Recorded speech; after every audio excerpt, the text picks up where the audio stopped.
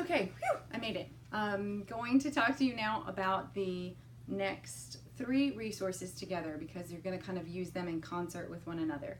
So that would be 0205B through D.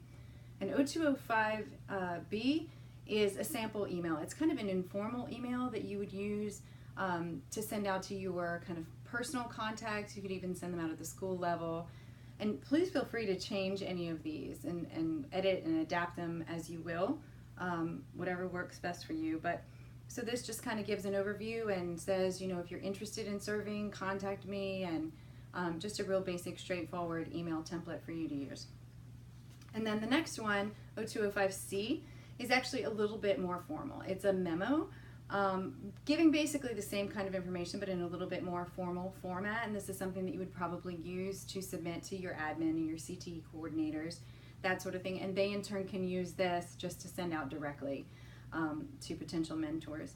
And then the next piece is actually a 3-page document, and this is something that you would attach to your email or you would put in a packet, in a recruitment packet, excuse me.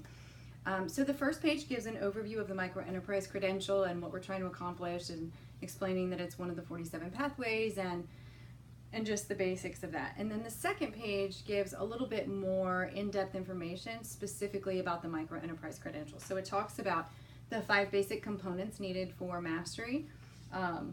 So I'm going to show you that, and you can see right here maybe. So it talks about the self-assessment, the self-assessment presentation, the key financial concepts, etc. So really gives an overview of what we're trying to accomplish with the credential and why this exercise is important.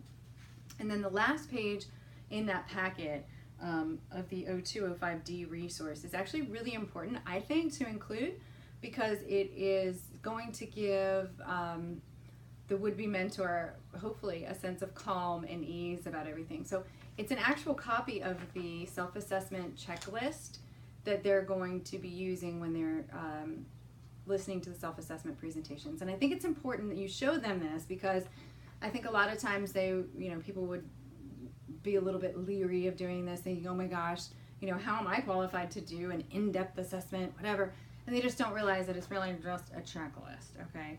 So I think it's really important to include that resource as well. And I'm going to be back in just a minute.